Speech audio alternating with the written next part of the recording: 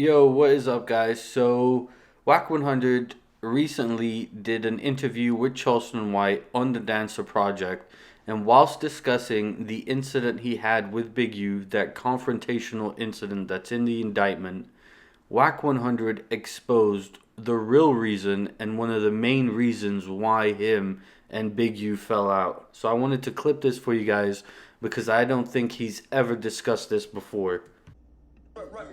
Right after the pandemic, homie, y'all was positioning yourselves like to be a new a mogul, entertainment mogul type entryway for artists for the West Coast and further on. So yeah. But he got listen. When I went and did the deal with Cash Money for the Cash Money West thing, and I signed Blueface, Schoolyard is an enemy of 6-0. And when he called me talking about, damn, I got artists over here, but you signed my enemies. I said, hey nigga, did you forget?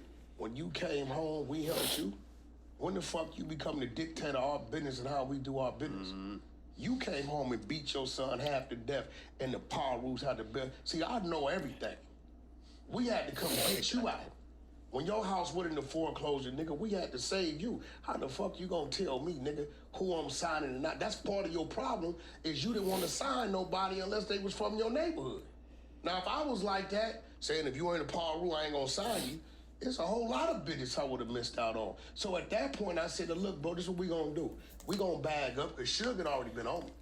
Suge had already said, fuck Big U. Man, fuck that nigga. That was a mistake, me bringing that nigga around. Leave that nigga where he at. I was just being a brother to him. But once I seen that, and then people around him started talking to me when I ran into him, I started saying, whoever feed the people, lead the people. So if these niggas is running around you starving, I happen to pull up one day at a gas station.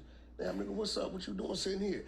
Man, I'm waiting for the nigga Big U to pull up, man, and bring me some money for gas. What you mean bring some money for gas? Nigga, hold up, and I fill up his tank and go in my pocket and get a nigga a few hundred. My nigga, what you doing? Get up out of here. Guess what happens with that same individual when he hears something that he think I need to know? So it was 4-5 people around me.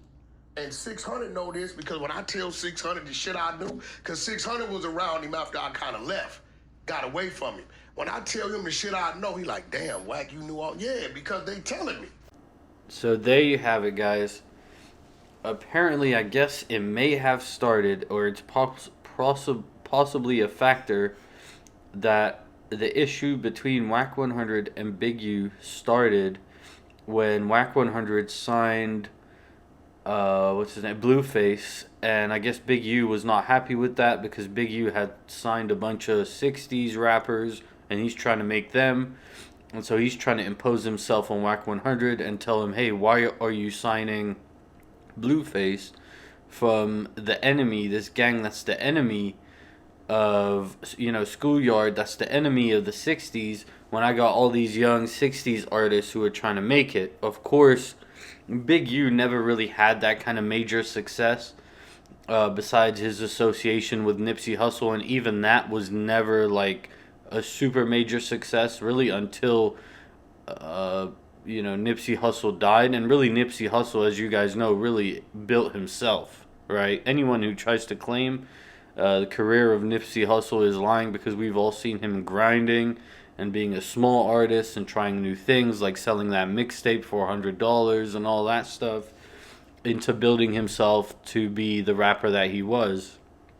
And so, Wack 100, he has a business. He's a business-minded individual. He was in the trucking business, real estate, before he even came into the music industry, and then he learned the music industry from being around Suge Knight and all of that.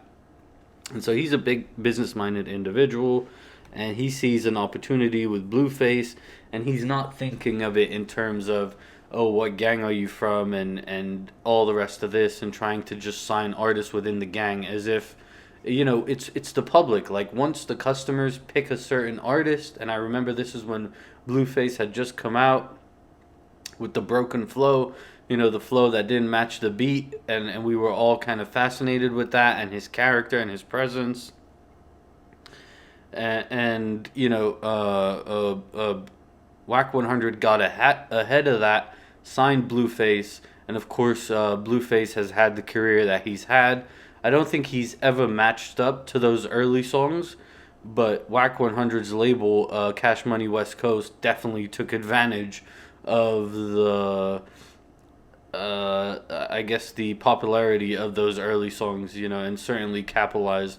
So I guess that's where it started, where Big U is trying to impose himself. Wack 100 is looking at the business and where the business is headed, and understanding the business that it's really about getting those hit records, and whichever artist can bring those hit records.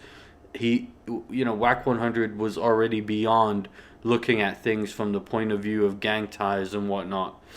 And then eventually, I guess they become enemies because these are two very hard-headed individuals, both of them thinking they're bosses, and it created some animosity. And Wack 100, whatever you may say about him, he's probably the smartest street dude in LA. Like, the smartest dude with a street background in LA. He's a learner. He's not religious. He tries to learn. He's already had success in the trucking industry. He's already had success in real estate. He understands this stuff. And as you guys are aware, probably Big U right now has stated before judge that he doesn't have the money to cover attorney fees, and he feels the need to represent himself. I don't think you'd ever find Wack 100 in that position. And so that's the reality of it. I wanted to expose that to you guys, a short video. Let me know what you guys think. Like, comment, subscribe. Peace.